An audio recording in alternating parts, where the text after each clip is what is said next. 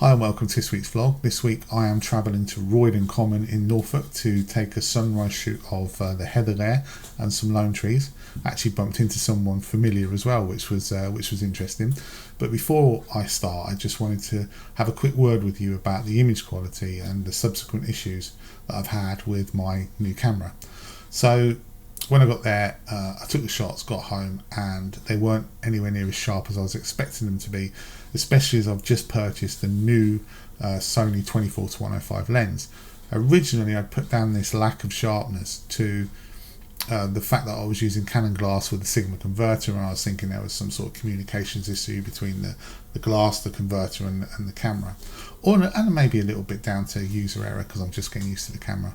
But after coming back from Roydon Common and finding that, you know, there was several shots that I just couldn't use, they were absolutely unusable because it was so blurred or out of focus, I decided to test the camera, tested it in my back garden, and what I did is I took several bracketed images focusing in on a chimney stack, and lo and behold, as the shots went further along, the camera shake or the blurriness got progressively worse.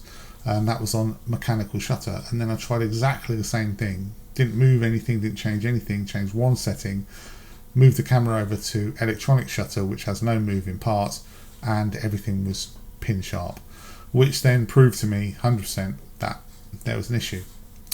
So it's gone back to the manufacturer, or gone back to the company I bought it from after a little bit of wrangling, but I'm sure we'll maybe have a Norman's wisdom about the sense of buying from the cheapest place. But you know, I'm going to get my money back, and then I'm going to make a decision on what my next move is. But I just wanted to let you know that that's what's going on. So in the video, you're going to hear me talking about, I think, the Sigma converter being acting as an extension tube and making the depth of field narrower, and me having issues with the Canon glass and the Sigma converter. And you're also going to see a few bits of B-roll possibly of places of images that I could have shot, but unfortunately they just came out so blurred I couldn't use them. So yes, unfortunately I've sold all my Canon glass, which is really frustrating and gutting when it's down to a camera issue. But anyway, I just wanted to pop this little bit up before we started, and just to let you know that even though the images do have a quality to them, they're not what I was expecting to get directly out of camera. Enjoy the vlog.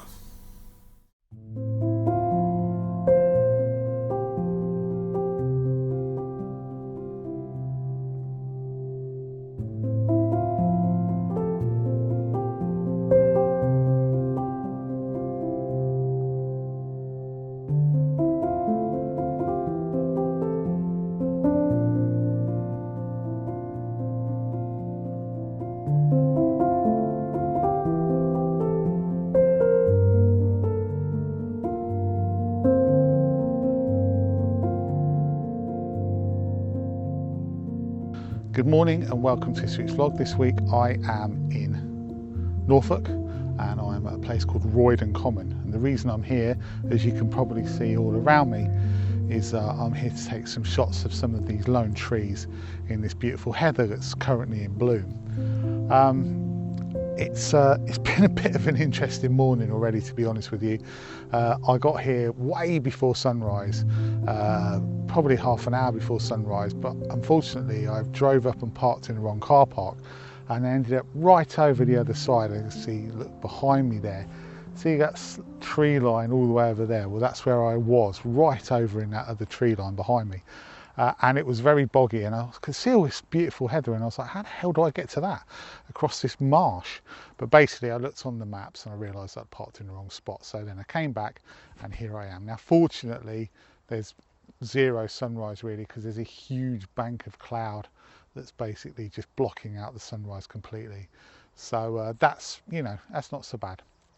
I was a bit worried as well this morning that there might be a few midges around, so I've applied the what's it called? Let's have a look. It's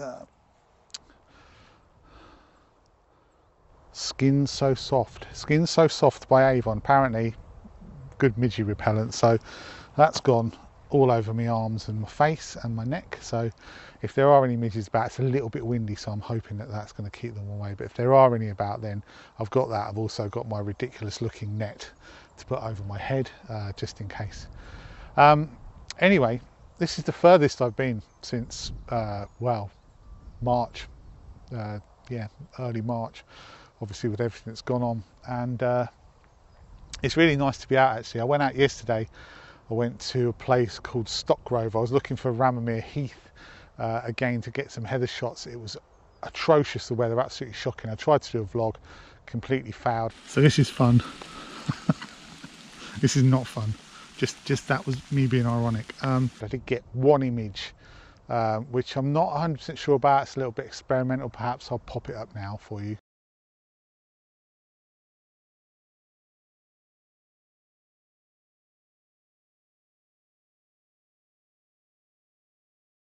So I did get that one image, but I'm not 100% sure about it. And it was an awful day. Weather was shocking, so I abandoned the vlog in the end. And here I am, and the weather's considerably better today. You know, it was forecast to be a bit iffy early on, and then the sun's come out, and that's exactly what's happened. So it's, yeah, spot on.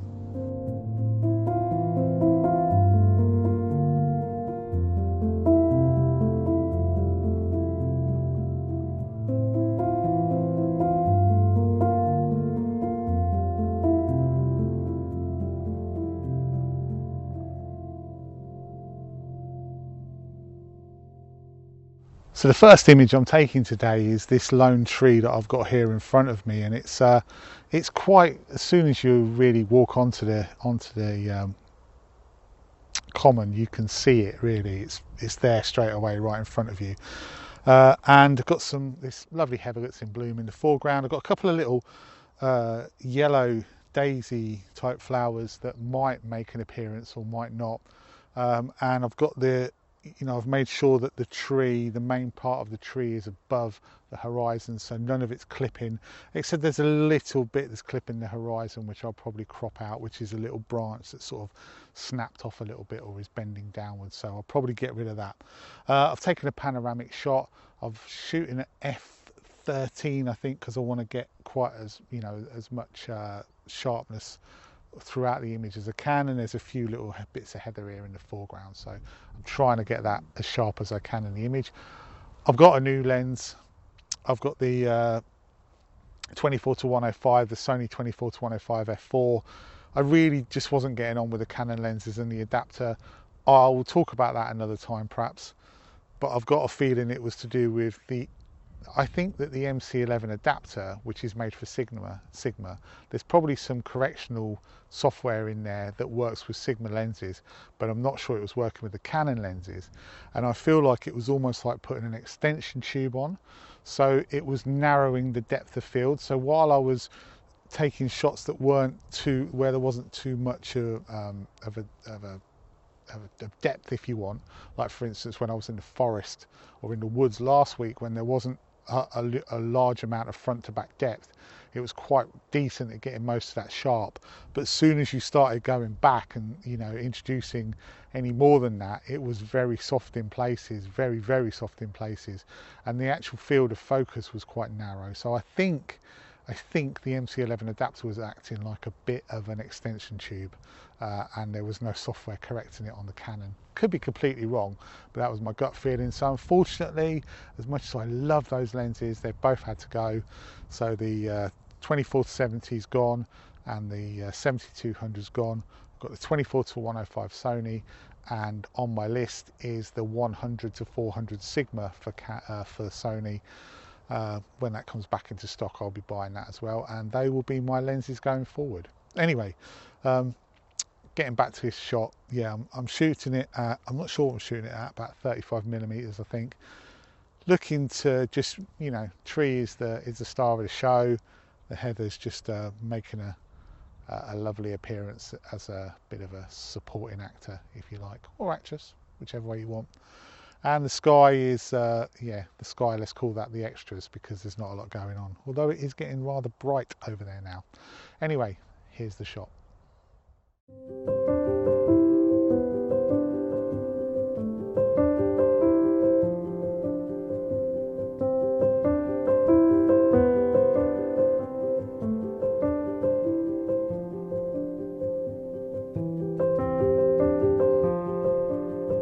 So I think it's time to move on now. I've seen some trees that are on the ridge line over the top there, and I think they would look really good if I can get round to them and have the sort of heather looking up at them and making them really sort of stand out against the sky in the background. So yeah, I'm gonna head over there now.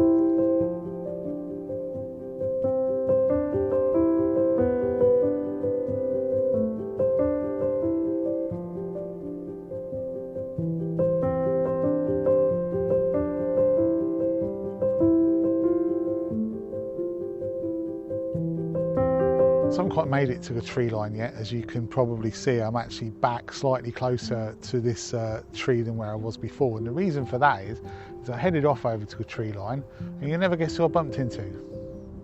Have a guess. Flipping Darren Knight. It's only Darren. He's here. He's doing some wildlife photography.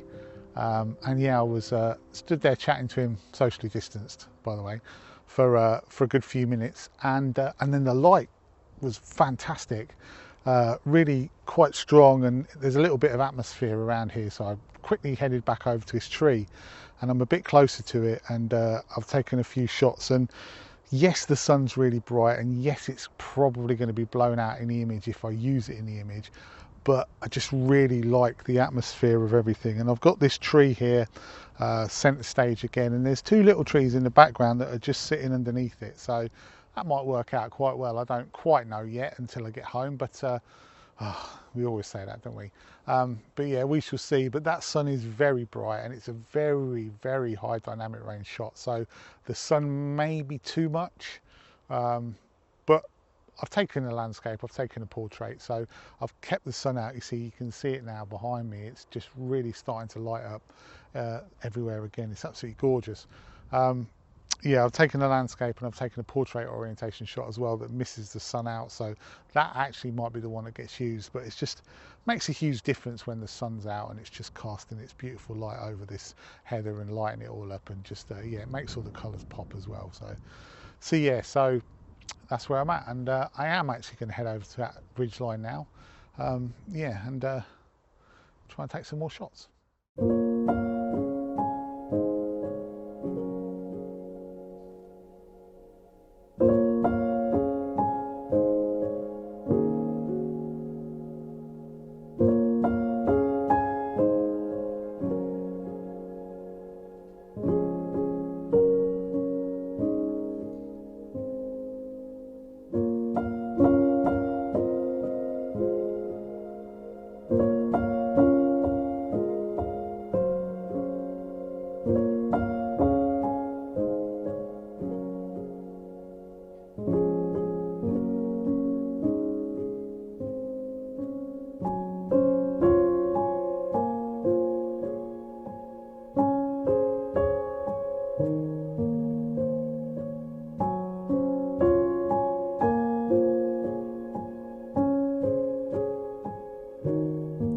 So it looks like the sun has just gone back in behind that big bank of cloud behind me again, which is really unfortunate because this shot, I think, that I've got set up here really needs the light.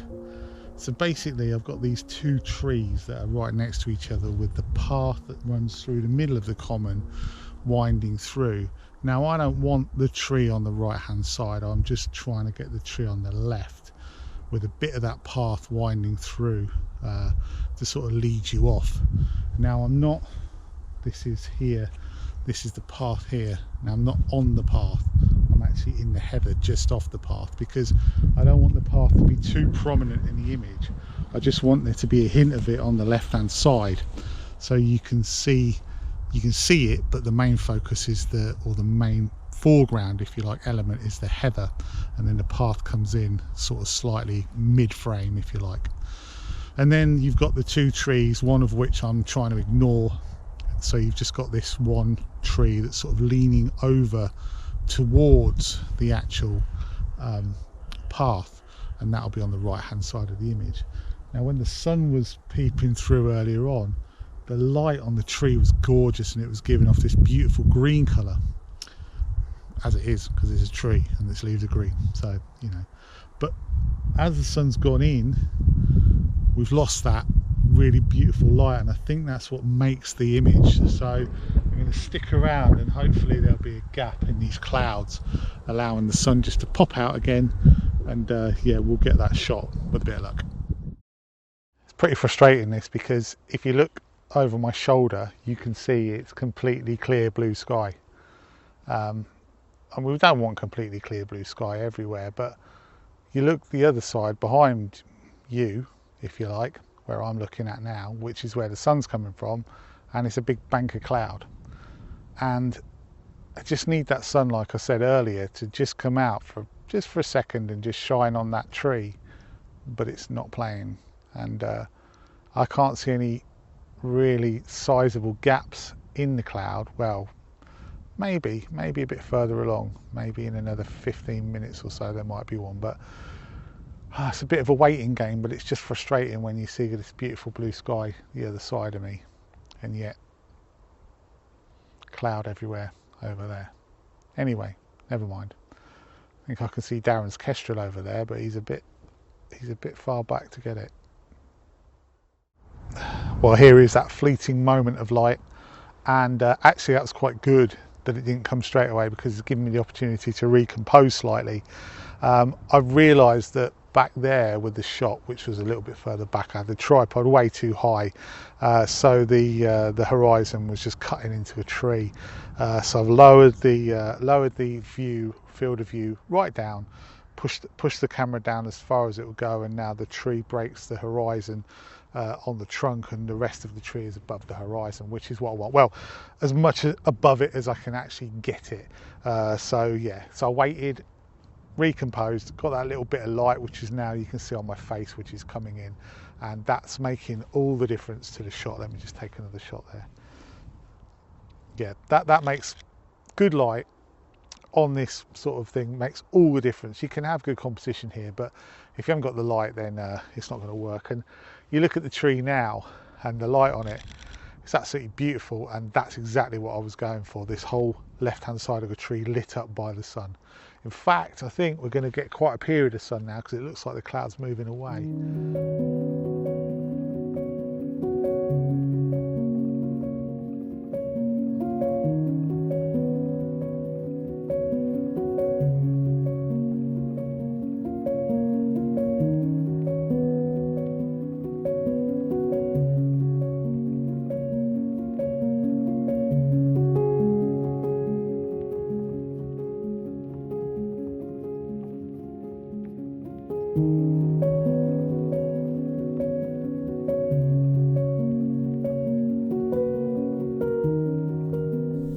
So I did finally make it up to the ridgeline, and after taking a walk across, I found some fantastic compositions, including this tree here. But unfortunately, the issues with the camera were greater than my post-processing skills in this instance, and I couldn't get a usable image out of any of the compositions I found around this area. After taking the shots, the doomed shots as it was, I headed back to have a final chat with Darren before leaving.